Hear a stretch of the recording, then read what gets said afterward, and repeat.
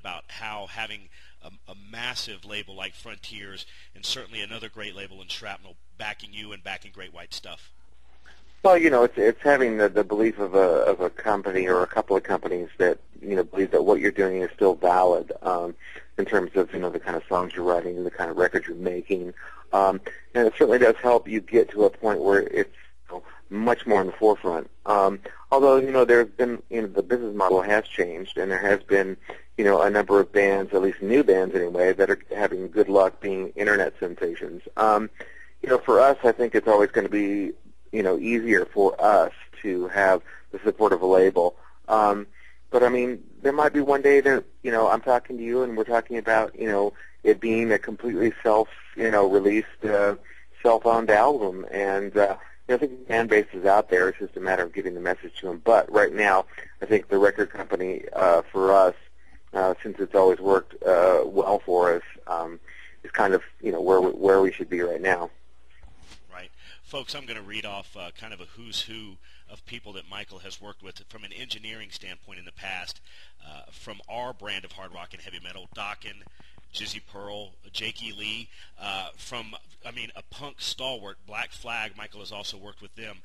I also want to throw this band out there. If you remember the 80s like I do, if you remember the early days of MTV, Michael has actually worked with the band Kajagoogoo as well. So I'm sure you probably remember them from the early days of MTV. Michael, is there stuff in the works now with you still behind the engineering and the mixing board, or has Great White kind of coming back and making records and going out on tour, has that kind of put a hiatus on that?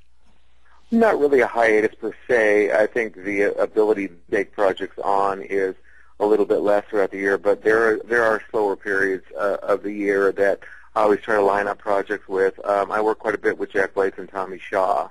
I engineered their record in 2005, the one called Influences, which was covers of old 60s and 70s stuff.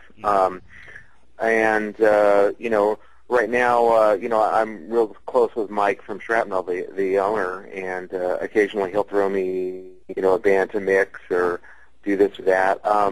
It's all about, I'm in the business to be, a musician and a producer and engineer. So I don't look at it as like I can only do one thing. Right, and with the technology now, that's got to help out quite a bit because you are able to do some things from the road, or if Great White's recording, that's got to help you out quite a bit. Yeah, and we're actually due to record a live album pretty soon. So, I'll be dragging a Pro Tools rig out there and setting it up and recording it from top to bottom. Well, we appreciate you still carrying the flag for us. I told Melissa I wasn't going to keep you long. Michael, I know that you're very busy, and I'm not going to keep you long. Just wanted to go over a couple of things, like I said, in doing the research for the interview.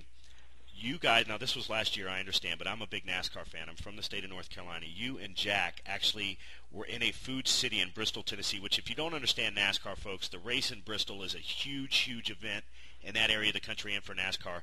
You guys were bagging groceries in a food city in Bristol, Tennessee, and you guys looked like you were having a great time. But tell me a little bit how that came about, and tell me about your experience there in that food city bagging groceries with those guys. Well, the whole thing with Food City and the race and playing the night before the I think we played the same night as the Food City 250, and then they had promotional and charity thing with Great White there. Yeah, and we had a whole week down there.